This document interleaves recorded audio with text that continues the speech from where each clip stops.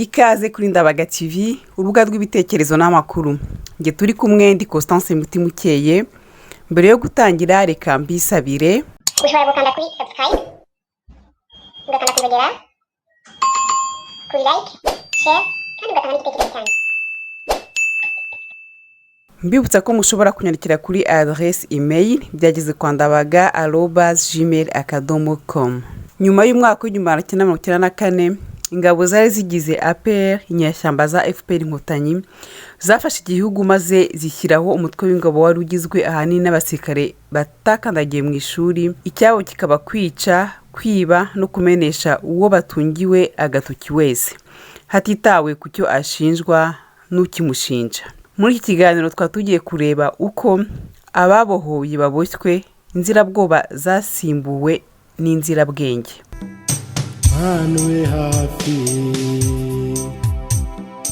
Manube hafi maze utabara isi yawe, dore warayiduhaye nayo rubanda ruranga. Twe dushaka kubana nayo rubanda ikabyanga, twe dushaka urukundo nayo rubanda ikabyanga. Iyo rubanda ni twebwe.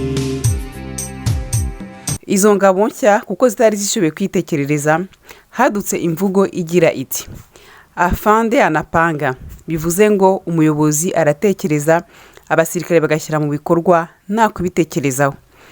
Iyi mvugo yazanye n'indi ngo kitendo kwanza comprendre badaye, bivuze ngo nawe wakubwiye kwica umuntu w'inzirakarengane, banza umwice ubundi uze kubaza icyo wamwiciye nyuma. Nubwo izi ngabo zagiye zivanga n'izari zaratsinzwe les ex-FAR, hakanashyirwamo abari barize noneho wa muco wa humurizo nkuyobore zatojwe kuva zabaho, aho nta musirikare muto wari wemerewe gutekereza igihe hari umukuriye warakomeje.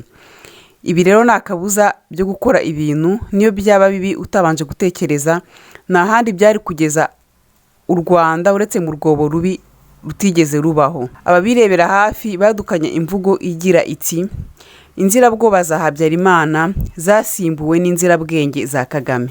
Abandi bakavuga ko icyahindutse ari ururimi gusa, ibindi yari fotokopi. Izi ngabo rero zafashe igihugu ku ruhembe rw'umuheto, zakomeje kwivuga ibigwi ko zahagaritse jenoside, ko zabohoye u Rwanda n'abanyarwanda, ko zazanye demokarasi n'ibindi byinshi utarondora. Muri iki kiganiro tugiye kurebera hamwe ukuntu abasirikare ba FPR babeshywe ko babohoye u Rwanda, nyamara bo bagakomezwa kuboha.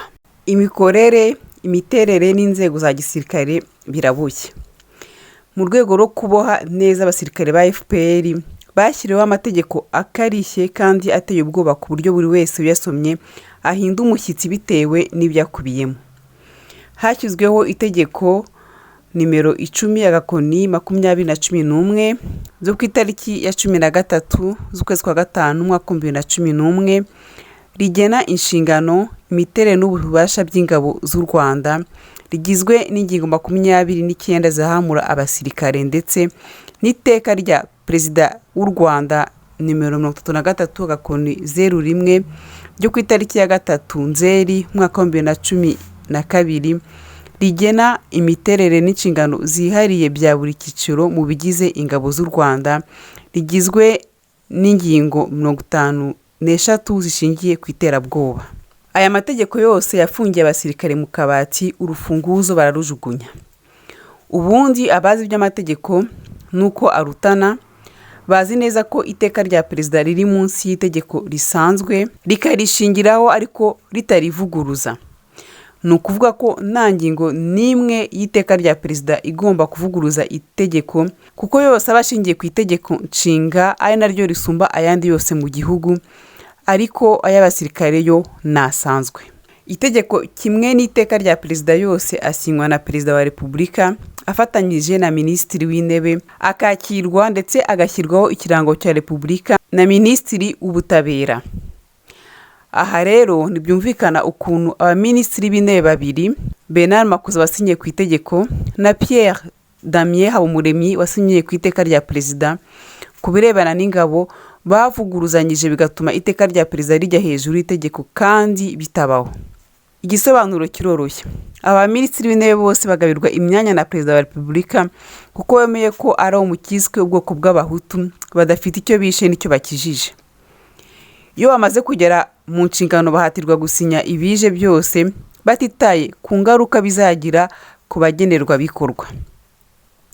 Uku rero nuko abasirikare ba FPR bisanze baboheye mu iterabwoba ryo kwitandukanya n'ubwenge, ahubwo bagakora gusa icyo afande avuze niyo cyaba gicokamye cyangwa kizagira ingaruka mbi. Urugero rworoshye twavuga nuko nta musirikare umenya igihe azamara muri iryo bohero. Ubundi mu gisirikare cy'umwuga, umusirikare aba agomba gusinya kontra y'imyaka runaka akagenda ayongererwa biturutse ku bushake bwe, ariko mu gisirikare cya Kagame uyu ni umugani. Uwinjiye ahita ashyirwa ku gitutu ko akinishije kuvamo yakwicwa cyangwa agafungwa burundu, ndetse akanabirahirira, ndetse akemeza kuzinukwa amahitamo ye harimo n'ay'ibanze nk'arebana n'ubukungu bwe ku giti cye cyangwa mu muryango we. N'aba akiri uwe ngo yigenge, aho bwose bahita bahinduka imbata za Kagame. Nyamara ingingo ya 21 y'iteka rya perezida nomero 044/01 ryo ku itariki ya 14 z'ukwa kabiri umwaka wa 2020 rishyiraho sitati yihariye y'ingabo z'u Rwanda igena ko abasuzofisiye bato n'abasirikare bato bagengwa n'amasezerano y'umurimo bagirana na minisitiri. Amasezerano y'umurimo agira agaciro mu gihe kingana n'imyaka 10, ishobora kongerwaho igihe kingana n'imyaka 5. Ibi rero ntibyigeze bishyirwa mu bikorwa kuko iri teka rya perezida ryashyizwe mu mwaka wa 2020 rigomba gutangira gushyirwa mu bikorwa nyuma y'umwaka warangiye mu kwezi kwa kabiri umwaka wa 2021, ariko amezi abaye 5 n'akanunu ko gusinya kontra na minisitiri w'ingabo. Abasesenguzi bategerezanyije igishyika bizaba bikuye mu masezerano y'akazi abasirikare bazagirana na minisitiri nawe utayafite. Ibi rero nta kindi bigamije uretse gukomeza kuboha abasirikare no kubahatira gukora bateze amashyi ibyo bagenerwa n'umwicanyi ruharwa, kandi nabyo bikaba ari inica n'ikize. Ibi bishyira mu bwoba abasirikare bose, baba abato n'abakuru. Ubirebera hafi yibaza amaherezo ya kino gisirikare bikamuyobera, kuko uretse n'abasirikare bato n'abakuru nibo baba bazi ikigiye gukurikiraho, baba basabwa gusa gushyira mu bikorwa amategeko n'amabwiriza bahabwa. Tabara batuye isi Mana, oya ntibakakubeshye, birabananiye Mana.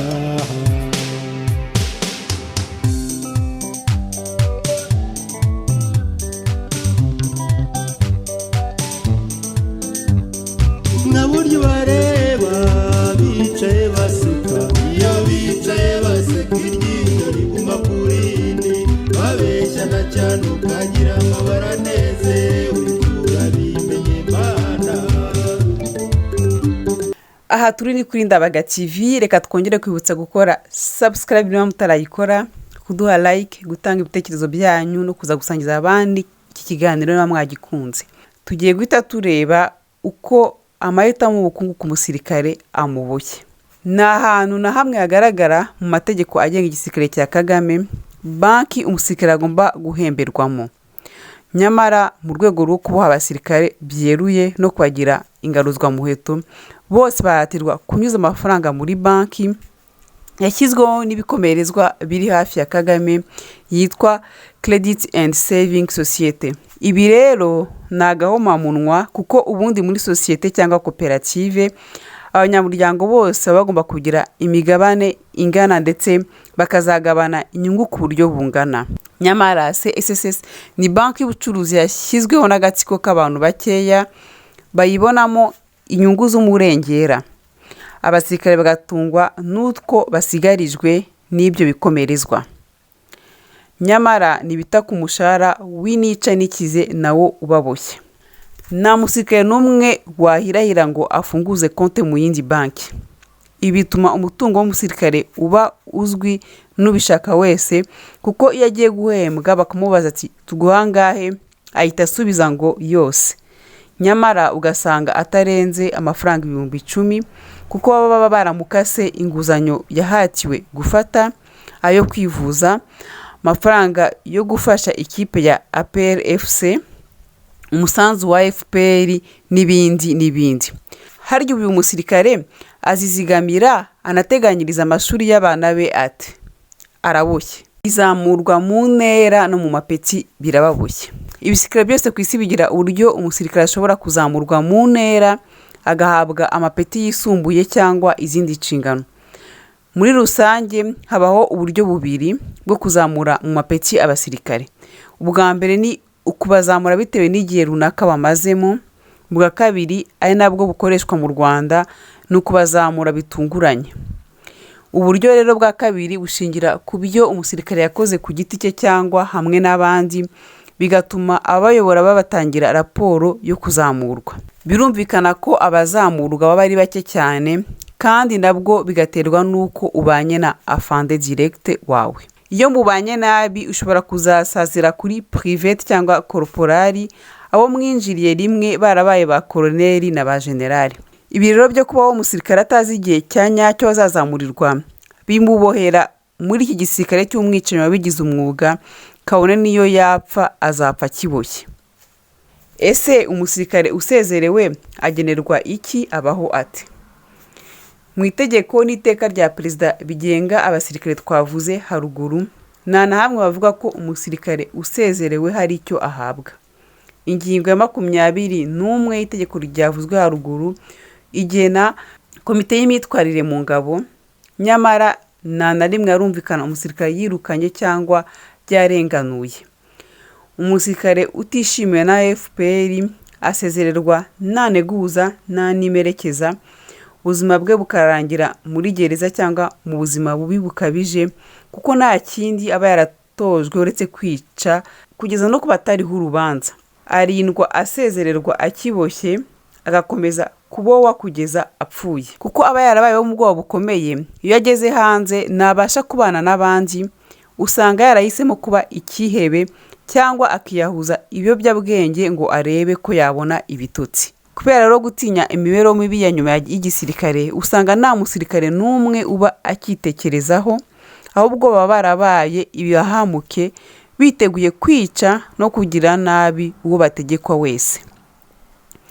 Ibi bituma babaho baboheye mu bwoba, ntibajya bishima na rimwe, baba barapfuye bahagaze. Hari n'abasezererwa bagashyirwa mu nkeragutabara. Izi nizo zihora zihabwa amasoko ya FPR, haba mu bwubatsi cyangwa mu bindi bikorwa, zigahora zishwana n'abaturage zabambuye mu buryo bw'uburiganya cyangwa zarabohoteye mu bundi buryo. Izi nazo ziracyaboshye mwaka 2021. nka buryo bareba bakundana cyane, byaba bagucenga.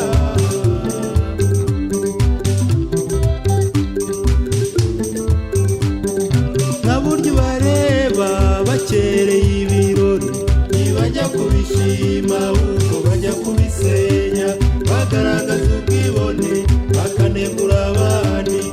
Dore ibyo bikweto, dore imisatsi yako, dore na kiriya kirarata amakota, uramenye Mana.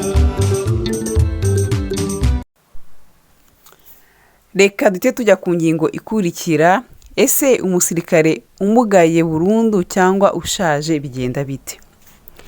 Nanone muri aya mategeko abagenga twavuze haruguru, na hamwe bateganya imibereho y'umusirikare umugaye burundu cyangwa usaziye mu kazi. Sitati yihariye ibiteganya nirashyirwa mu ngiro. Iyo umusirikare yisanze muri icyo cyiciro ashyirwa ku rutonde, akajyanwa mu nkambi y'iterabwoba, akababazwa ku buryo asubira mu buzima busanzwe adashobora kugira icyo yimarira. Hagiye habaho inyigisho zo gusubiza mu buzima busanzwe abasirikare bavuye ku rugerero, ndetse abayarangije bagahabwa imerekeza y'amafaranga y'u Rwanda ibihumbi hagati y'100 na 250. Nyamara ibi byaje guhagarara kuko amafaranga babahaga bayanyweraga urwaga n'ikigage mu minsi mike, bakajya kuba imizigo ku miryango yabo nayo itishoboye. Aba ni benshi baboheye mu byaro. Bitewe n'icyiciro umusirikare aba agezemo, iyo amugaye burundu cyangwa agiye mu kiruhuko cy'izabukuru, ashobora kugenerwa pansiyo ibarwa muri RCCB hakurikijwe amezi 36 cyangwa 60 ya nyuma yakoze, bitewe n'aho yabonaga umushahara mbumbe mwinshi. Gusa iyi pansiyo usanga uko ibarwa n'amafaranga make cyane, abarirwa hagati y'ibihumbi 5 n'ibihumbi 10 ku basirikare bato, abandi bigaterwa n'amapeti bari bagezeho. Amafaranga y'abagiye mu zabukuru nayo ashingira ku mapeti. Iyi mibereho iteye ubwoba abasirikare babamo, iyo bakivuyemo neza niyo ibaboheramo, ku buryo hari ubona atagishoboye gukora ibyo bamusaba agahitamo kwiyahura agapfa nk'imbwa aba akiboshye. Reka dute tureba umusirikare uguye ku rugamba uko bigenda. Duhere ku musirikare upfiriye mu Rwanda. Iyo umusirikare apfuye akiri mu kazi mu Rwanda, inkuru ihita imenyeshwa umuryango we ukaza gutwara umurambo iyo ubishoboye. Iyo umuryango we utifashije, wumva iyo nkuru ukarira ukihanagura, umurambo ugahita ujyanwa mu bitaro bya Kanombe, aho ubanza gukurwamo ingingo zikiri nzima, igipamara gisigaye kikazashyingurwa n'abandi basirikare mu buryo bugayitse cyane. Hari igihe aba ari umusirikare ukomeye mu gatsiko, icyo gihe abasirikare bahitirwa kumuherekeza ndetse bakamuha icyubahiro barasira ku mva ye. Nyamara se umuryango we uhabwa iki? Nacyo akenshi na kenshi ku basirikare bato. Abakuru bagenerwa bitewe n'uko ba afande baramutse. Turebe umusirikare uguye mu butumwa mu mahanga. Muri iki gihe u Rwanda rufite ingabo hirya no hino mu bihugu by'amahanga, aho abasirikare baba baragiye mu butumwa bw'umuryango w'abibumbye, ubw'umuryango wa Afurika yunze ubumwe, cyangwa bakajyanwa gutera ibindi bihugu rwihishwa nk'uko bimeze uyu munsi muri Repubulika Iharanira Demokarasi ya Kongo n'ahandi. Abo baba barwana ntibarasa amashaza, hari abahapfira. Umusirikare rero uguye mu mahanga ashyingurwa cyangwa abo basize bakagira icyo bagenerwa bitewe n'icyamujyanye muri ayo mahanga. Na yandi mahitamo umusirikare aba afite, kuko aba aboheye ahantu hamwe, adashobora gusaza imigeri ngo ahitemo kujya aha cyangwa kuhareka, ahubwo usanga bamwe banabirwanira kuko baba bakeka ko nibagera muri ayo mahanga baziba bakagira icyo babasha kwizigamira kikazabatunga igihe bazaba basutswe hanze nk'ingegera, banabitangira ruswa ngo bagende. Umusirikare wagiye mu butumwa bw'ibanga. Ni kenshi cyane hagiye humvikana abasirikare bajya mu butumwa hanze y'u Rwanda ku nyungu z'agatsiko kaba kazoherejeyo. Iyo rero umusirikare aguyeyo, abasigaye bamuhamba mu ibanga rikomeye, ibyo bikaba birangiriye aho. Birumvikana ko abo mu muryango we bategereza amaso akazahera mu kirere, bakazategereza kuzumva amakuru yo bayabwiwe n'uwo bari kumwe nawe uyabaha mu ibanga rikomeye, kuko iyo bimenyekanye aricwa. Ibi bibohera abasirikare mu gisirikare mu rwego rwo kurinda imiryango yabo kwicwa no kubuzwa mu buryo ubwo ari bwo bwose. Umusirikare wagiye mu butumwa buzwi. Umusirikare wagiye mu butumwa buzwi, bwaba ubwa ONU cyangwa ubwa Union Africaine, ugize ibyago agapfira mu gihugu cy'amahanga, afatwa nk'intwari ku buryo bwo hejuru, ku buryo wibaza urukundo u Rwanda ruhita rumukunda ukayoberwa aho ruturutse. Nibiba bisanzwe iyo ubonye uko mwene aba bashyingurwa. Ibi rero nta kindi kibitera, nuko iyi miryango mpuzamahanga iba yahaye leta y'u Rwanda amafaranga atagira ingano. Ariko se umuryango wo baramuretse ngo ajye gupfira iyo batazi wo ugenerwa iki? Muri rusange umusirikare aba ashobora gupfa bitewe n'intambara yashowemo na leta, cyangwa akicwa n'izindi mpamvu zitamuturutseho nk'uburwayi cyangwa ibindi biza bisanzwe n'impanuka. Icyo gihe umuryango w'umusirikare ugenerwa amafaranga yo kuyagira no gufata mu mugongo, ariko aba ari agatonyanga mu nyanja ugereranije nayo ya miryango iba yatanze akaburwa irengero.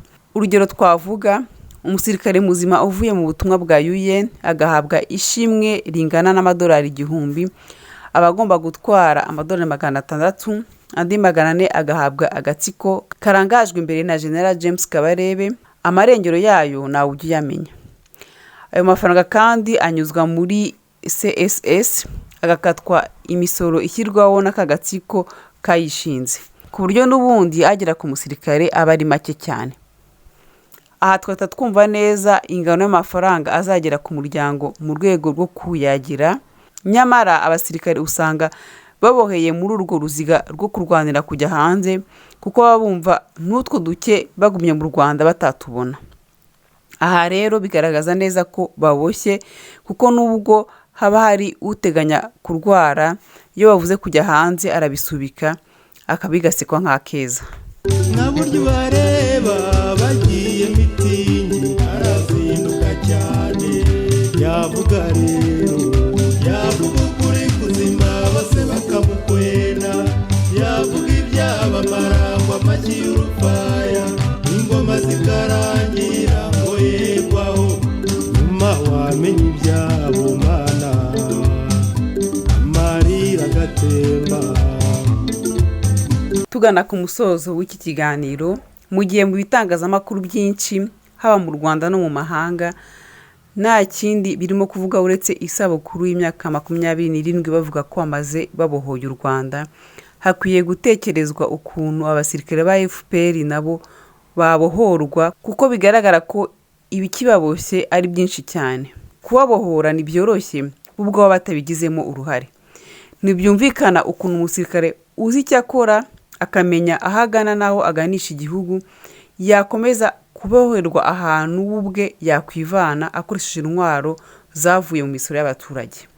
Abasirikare iyo bava bakagera, uhereye ku mukuru kugeza ku muto, bakwiye guhumuka amaso bakabona ko FPR yababohoye ahantu hatakibakwiriye, maze bagafata iya mbere mu kuhivana.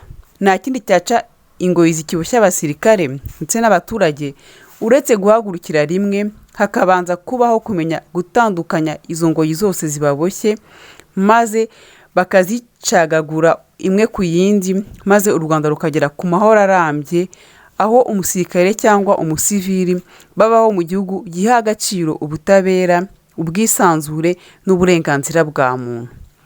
Nta kabuza umunsi izi ngoyi zacitse, tuzabona Rwanda rufite abaturage bishimye kandi biteza imbere mu mibereho myiza no mu bukungu. Aha nibwo tuzagira icyizere cy'iterambere rirambye. Nyamara se FPR bishaka cyangwa arashaka kuduheza mu icuraburindi rya nkumiriza nkuyobore? Mbere yo gusoza, reka turebe u Rwanda twakwifuza. N'u Rwanda kimwe n'ibindi bihugu byinshi ku isi rwaba rurinzwe n'ingabo ziba zaratojwe zigahabwa ubuhanga bwo kurinda ubusugire bw'igihugu. Buri gihe indangagaciro z'ingabo zigomba gushingira gukunda igihugu no kukitangira. Ikigaragara kuri uyu munsi nuko izo ndangagaciro zatanye, abasirikare bagakorera inyungu z'agatsiko kamwe kazagera kakagendana n'ibyako byose. Icyo gihe u Rwanda ruzaba ruhombye kabiri, kuko ruzaba ruhombye abantu, rukanahomba n'amafaranga atarondeka yagendeye mu kubaha ubumenyi.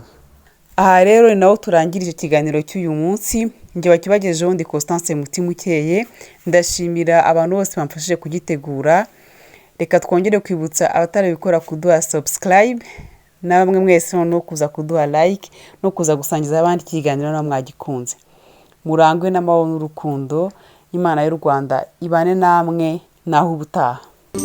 nta buryo bareba bagiye gusenga ibyura bindushamana, arazinduka cyane barambara cyane maze bakambika ababo, bakinjira mu ngoro bagira ngo tubarebe aho kukwiyereka mana. Ibyura bindusha cyane, ibyura bindusha mana, kuko basenga batitira bagakoma ku gatuza bagakoza umutwe hasi, ururimi rukikaraguza umuntu hariya ari ku mana. Tubabarire ibyaha nawe unyumvire mana, data wa twese wowe ugira impuhwe cyane, utubabarire ibyaha natwe tubabarire abandi, kuko tubagenzereza natwe bari kubigenza kandi nawe urabazi. Cyo bakaba bagitsinzwe, ibyura bindusha byose ibyura bindusha amana kuko bagusaba guhirwa ukabakiza ibyago kandi ukabicira abanzi ukabaha ubutunzi kandi ukabaha n'abakunzi ibasaba kuba abantu ibasaba kuba